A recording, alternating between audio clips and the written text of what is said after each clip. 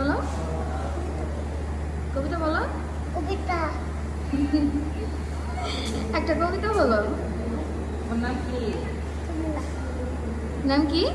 জামিলা জামিলা। তোমার আব্বুর নাম কি? আব্দুল্লাহ হ্যাঁ, আব্দুল্লাহ কি? আব্দুল্লাহ আব্দুল্লাহ। ওরে তোমার আম্মুর নাম কি? হ্যাঁ,